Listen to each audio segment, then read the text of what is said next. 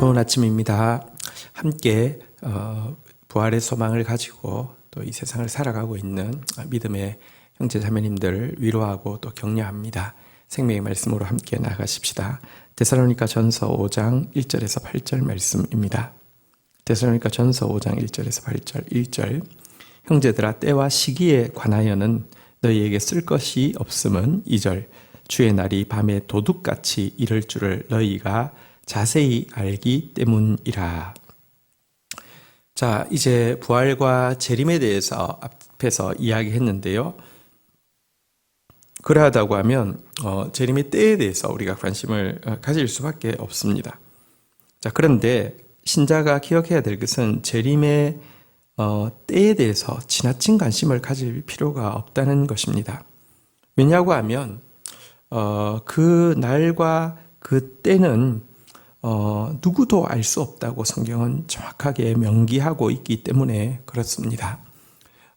그날 그때를 안다고 이야기하고 자기들만 안다고 이야기하고 이것은 이단이라는 가장 명확한 증거 중에 또 하나일 뿐입니다. 그렇다고 해서 신자가 재림에 대해서 전혀 관심이 없어서도 안 됩니다.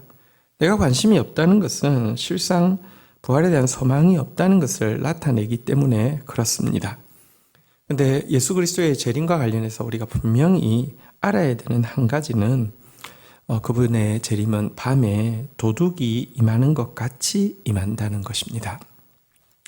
그런데 이제 이 밤에 도둑이 임하는 것처럼 임한다는 말이 어떤 의미인지 좀 정확하게 알 필요가 있습니다. 이단은 이 말을 어떻게 해설하냐고 하면 밤에 도둑이 드는 것처럼 은밀하게 든다라고 비밀리에 든다라고 설명합니다. 근데 여러분 그 말은 틀렸습니다.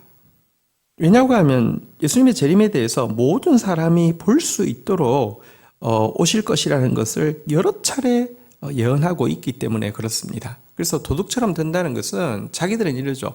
내가 재림 예수인데 내가 온 것을 모르는 이유는 내가 도둑과 같이 왔기 때문이다 라고 이야기합니다. 그건 지가 재림 예수가 아니라 지가 도둑이라는 증거이죠. 성경에서 이야기하는 도둑같이 온다는 것은 은밀하게 온다는 것이 아니라 갑작스럽게 온다는 것입니다. 이게 아주 갑작스럽게 온다는 것입니다. 그래서 이 도둑같이 온다는 말과 함께 예수님의 재림이 갑작스럽게 이루어진다는 것을 잘 보여주는 표현이 뭐냐고 하면 임신한 여인에게 해산의 진통이 오는 것처럼 온다라고 성경은 달리 또 설명하고 있습니다. 여러분, 임신한 여인이 항상 산기를 느끼는 것은 아닌데요. 그리고 배가 좀 불러도 일상적인 생활을 하는데요. 근데 출산날이 되면 갑자기 진통이 시작되어지는 것과 마찬가지로 예수님의 재림도 예기치 않은 때에 갑작스럽게 이루어진다는 것입니다. 그리스도의 재림은 정말 갑작스럽게 이루어질 것입니다. 그러하다고 하면 우리 3절 한번 볼까요? 그들이 평안하다 안전하다 할 그때에 임신한 여자에게 해산의 고통이 이름과 같이 멸망이 갑자기 그들에게 이르리니 결코 피하지 못하리라. 그래서 지금 이 세상에서 평안하다 안전하다 별일 없다라고 생각하고 세상에 취해서 물질에 취해서 성공에 취해서 쾌락에 취해서 잠들어 있는 사람은 그 재림의 순간에 임할 멸망을 결코 피하지 못할 것이다 라고 말씀하고 있습니다. 많은 사람들이 재림에 대해서 이렇게 말합니다.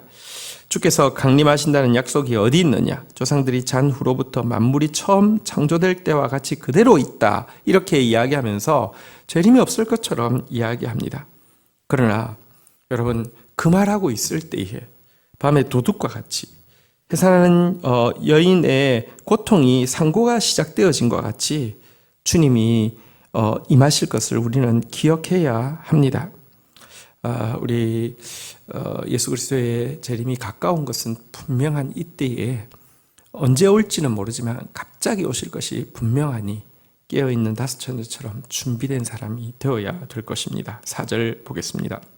형제들아 너희는 어둠에 있지 아니하매 그날이 도둑과 같이 너희에게 임하지 못하리니 5절 너희는 다 빛의 아들이요 낫의 아들이라 우리가 밤이나 어둠에 속하지 아니하나니. 자, 근데 예수님이 도둑같이 온다는 말이 또 어쨌든 두렵기는 들었습니다.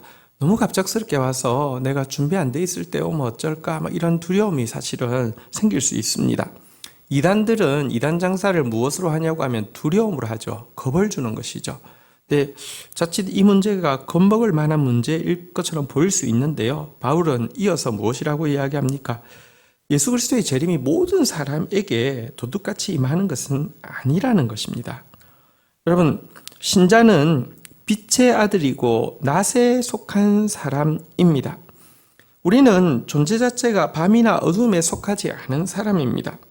그러니 여러분, 이 예수 그리스도의 재림이 우리에게는 도둑처럼 임하는 것이 아니라 정말 잘 준비된 상태에서 그분을 맞이할 수 있다라고 이야기하는 바입니다.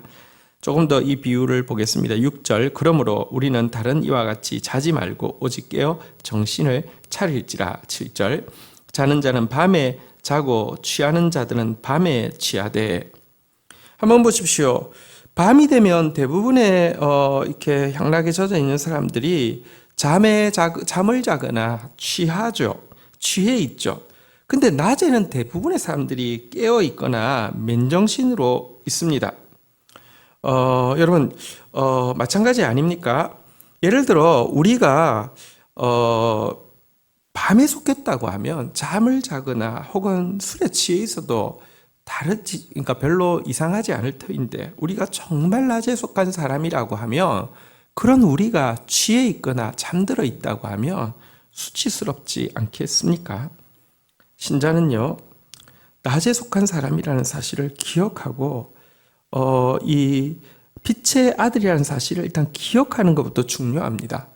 밤에 자는 것, 어두울 때 술 취하는 것은 덜 부끄럽지만, 낮에 자고 빛이 있을 때에 술 취하는 것은 여러분 부끄러운 일이니까 우리가 빛의 아들이요 낮의 아들이라는 자기의 정체성에 대해서 먼저는 깊이 기억할 필요가 있습니다.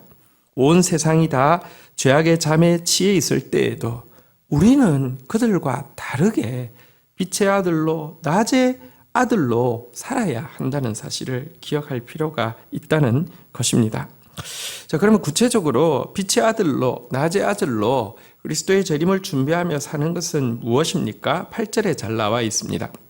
우리는 낮에 속하였으니 정신을 차리고 믿음과 사랑에 호심경을 붙이고 구원의 소망의 투구를 쓰자.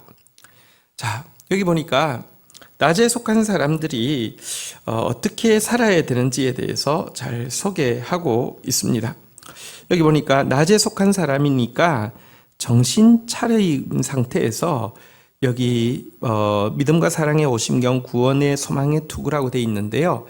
이것은 사실 이제 에베소서에 조금 더 자세히 나와 있죠. 전신갑주를 이야기하는 것입니다. 전신갑주를 입고 근신하고 깨어 있어야 된다는 가르침이 되겠습니다. 어둠의 영들을 맞서 싸우기 위해서 정신 차리고 전신갑주를 입고 있어야 된다. 이것이 낮에 속한 사람, 빛에 속한 사람의 정상적인 복장이다라고 이야기합니다. 밤에는 허틀어진 옷을 입고 이렇게 아무런 준비 안 된 모습으로 있을 수 있지만, 낮에는요 정장을 하고 일하러 가는 사람은 일하는 복장이 사무직원 사무복장이 혹은 이제 건설 직원 건설 복장이 있고, 또 군인은 군복이 있는 것처럼 그리스도인은 이 어둠의 세상의 주관자들과 싸우는 자들이기 때문에 전신갑주를 입어야 되는 것입니다. 전신갑주를 여기서는 간단하게 소개했는데요. 굳건한 믿음과 뜨거운 사랑을 호심병처럼 심장을 보호하는 것처럼 딱 착용해야 된다라고 이야기합니다. 믿음이 우리를 지켜주고요. 사랑이 우리를 지켜줍니다. 그리고 여기 보니까 구원의 소망의 투구를 쓰자 그랬는데요. 여러분, 이게 구원의 투구라고 에베소서에서는 나오고 있는데, 여기에 구원의 소망의 투구라는 표현이 구원의 투구가 구체적으로 무엇인지를 잘 보여줍니다. 구원의 소망의 투구, 무슨 말입니까? 구원을 소망하는, 구원을 간절히 소망하는 것으로 투구처럼 머리를 보호하라라는 것이죠. 구원의 확신의 투구가 아니라 구원의 소망의 투구임을 조금 유념할 필요가 있습니다. 내가 사실은 말씀대로 살고 있지 않으면서도 구원의 확신을 가진 사람이 너무 많습니다. 나는 무조건 천국 가. 여러분, 우리가 한 가지 믿는 바는 정말 구원을 소망하는 자에게는 주님은 구원을 주십니다. 정말 가난한 마음으로 구원을 소망하는 자를 주님은 외면하지 않습니다. 그리고 정말로 구원을 소망하는 자는 그분의 말씀을 행하게 되어 있습니다. 그래서 여러분, 오늘날 구원의 확신 교리가 잘못되어지면서 정말 하나님 뜻과 아무 상관없어도 구원의 확신을 가진 사람이 너무 많습니다. 그래서 구원의 투구는 정확한 표현은 구원의 확신의 투구가 아니라 구원의 소망의 투구입니다. 오늘도 우리가 이 세상을 살아가면서 낮에 속한 사람으로 빛에 속한 사람으로 구원을 간절히 소망하고 뜨거운 서로를 향한 사랑과 하나님을 향한 굳건한 믿음으로 서 있다고 하면 우리는 결코 예수 그리스도의 재림을 갑작스러운 것이 아니라 정말 잘 준비된 상태에서 맞이할 수 있을 것이다 라고 가르치고 있습니다. 오늘 하루도 예수 그리스도의 재림을 잘 준비하는 전신갑주 입은 하루가 되기를 주의 이름으로 축복합니다. 주신 말씀 붙잡고 제가 기도하며 나가도록 하겠습니다. 주님, 주의 날이 도둑과 같이 올 것이고 해산하는 여인의 산고와 같이 이를 것이라고 하셨습니다.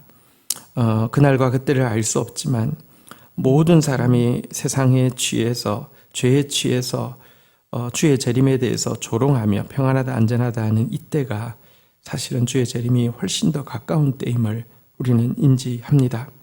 그러할진대 저희들이 준비되어져 있게 하여 주시옵소서.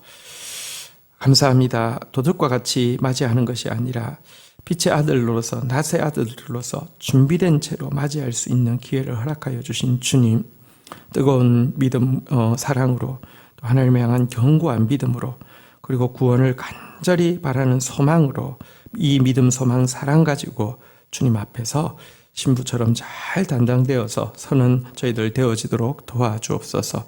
오늘 하루도 믿음, 소망, 사랑으로 준비되는 빛의 아들들로, 낮의 아들들로, 빛의 딸들로, 낮의 딸들로 살 수 있는 저희들 되게 인도하여 주옵소서. 예수 그리스도의 이름으로 기도 올립니다. 아멘. 저녁 8시 반에 금요 부흥 집회 있습니다. 기도가 많이 필요한 때입니다. 할 수만 있으면 또 현장에서 함께 기도드리시면 좋겠고요. 또 그렇지 못한 경우에는 온라인으로 또 함께 해주시기를 부탁드립니다. 감사합니다.